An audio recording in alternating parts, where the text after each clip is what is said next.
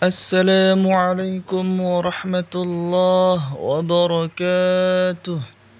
الحمد لله الذي أوجب علينا تقواه، والصلاة والسلام على رسول الله الذي يكون الفردوس مأواه، وعلى آله وصحبه ومن يكون الحمد لله آخر دعواه.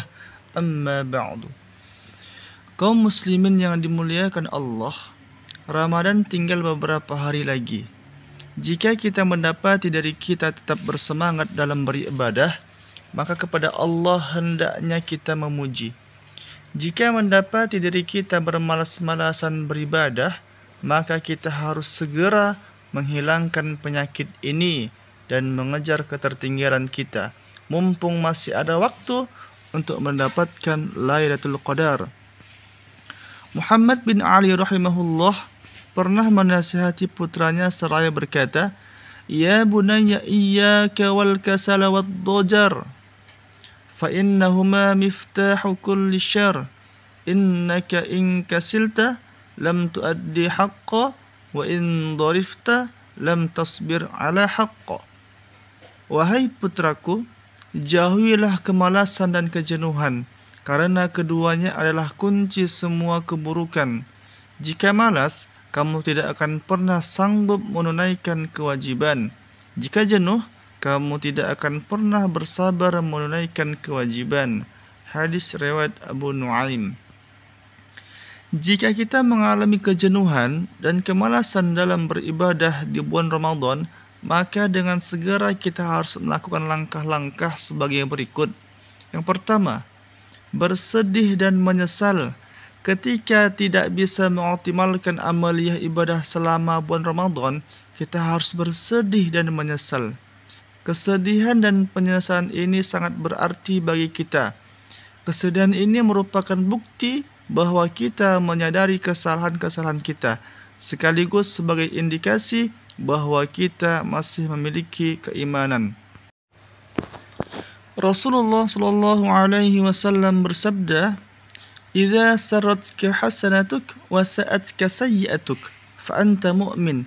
Apabila engkau merasa senang dengan perbuatan baikmu dan merasa sedih atas perbuatan burukmu, maka kamu adalah seorang mukmin. Hadis riwayat Ahmad. Sedangkan penyesalan merupakan pendorong untuk meninggalkan kesalahan dan menguatkan tekad untuk memperbaiki diri, sehingga menjadi salah satu syarat terpenting dalam bertaubat. Rasulullah sallallahu alaihi wasallam bersabda, "An-nadamu taubah." Penyesalan adalah taubat. Hadis riwayat Ahmad.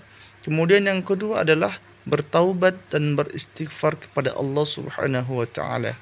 Jika kita bermalas-malasan dalam beribadah, terkhusus dalam beribadah kepada Allah Subhanahu wa taala, yaitu menunaikan ibadah yang wajib maupun sunnah, bersenang-senang ketika melanggar larangan dan nilai-nilai moral, berarti kita telah melakukan dosa. Sehingga kita harus bersegera bertaubat dan beristighfar kepada Allah Subhanahu wa taala. Kepada Aisyah radhiyallahu anha, Rasulullah sallallahu alaihi wasallam bersabda, "Ya Aisyah, in qulti al-mamti bidzambin fastaghfirillah." Wahai Aisyah, jika kamu melakukan satu dosa, maka mohonlah ampun kepada Allah. Hadis riwayat Ahmad.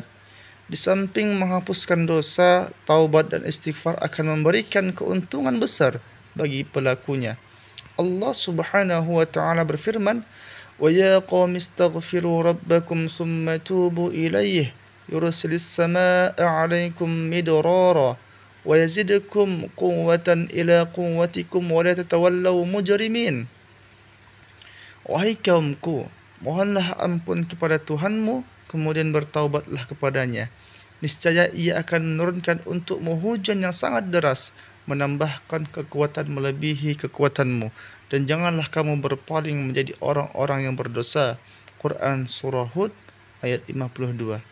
Dengan bertaubat dan beristighfar kepada Allah Subhanahu wa taala, kita akan mendapatkan kemudahan dan kekuatan baru untuk melakukan amal kebaikan. Kita akan mendapatkan kelimpahan rezeki sebagai modal untuk melaksanakan berbagai kebaikan dan sebagai penghalang dari berbagai kemaksiatan. Kemudian yang ketiga adalah bersegera melakukan amal kebaikan setelah bertaubat. Setelah bertaubat kita harus segera tancap gas untuk melakukan berbagai amal kebaikan. Allah Subhanahu wa taala berfirman, "Wasari'u ila maghfiratin min rabbikum wa jannatin 'arduha as-samawati wal ard, u'iddat lil muttaqin." Bersegeralah menuju ampunan dari Tuhanmu dan surga yang luasnya seperti langit dan bumi yang disediakan bagi orang-orang yang bertakwa. Quran Surah Al-Imran ayat 133. Jadi, sebelum tekad kita mengendur dan semangat kita lentur, hendaknya kita bersegera melakukan berbagai macam amal kebaikan yang mengantarkan kita kepada ampunan Allah dan mendapatkan surganya Allah Subhanahu wa taala. Kemudian yang keempat adalah senantiasa memupuk semangat dalam beramal kebaikan. Kondisi semangat tidak akan selamanya sama. Suatu saat kita akan pasti mengalami kejenuhan dan kebosanan dalam beramal kebaikan, beramal ibadah kepada Allah. Oleh karena itu, kita harus melakukan upaya antisipasi agar kita tidak larut dalam kemalasan dan kejenuhan yang akut. Kita harus bangkit dan kembali bersemangat melakukan berbagai amal kebaikan. Di antara upaya-upaya antisipasi tersebut adalah dengan bersilaturahim kepada ahli ibadah yang luar biasa dalam beribadah. Diriwayatkan bahwa ketika mengalami kejenuhan dalam beribadah, Abu Musa al-Ash'ari radhiyallahu an bersilaturahim ke rumah Abdullah bin Mas'ud radhiyallahu an. Setelah merasakan manfaat dari silaturahim, Abu Musa berkata, "Melihat Abdullah bin Mas'ud sesaat lebih baik bagiku daripada ibadah setahun. Keutamaan ini hanya pada satu sisi saja. Maksudnya, beribadah setahun kadang menimbulkan kejenuhan, sedang melihat Abdullah bin Mas'ud radhiyallahu an sesaat mengokohkan semangat dan menguatkan tekad." Kemudian yang kelima adalah senantiasa memohon kepada Allah kemauan dan kemampuan dalam melakukan amal kebaikan. Di samping upaya manusiawi, kita juga harus memohon dukungan dari Allah. Di antara doa yang dianjurkan Rasulullah SAW adalah, "Allahumma inni a'udzu bika minal ajz wal kasal wal jubn wal haram wal bukhl wa a'udzu bika min adzabil qabr wa min fitnatil mahya wal mamat."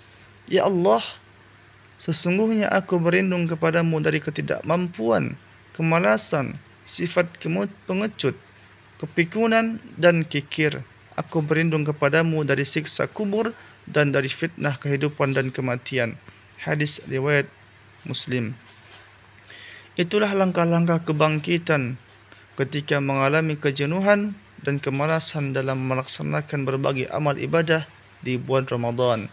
Demikian, billahi fisabil haqq. Assalamualaikum warahmatullahi wabarakatuh.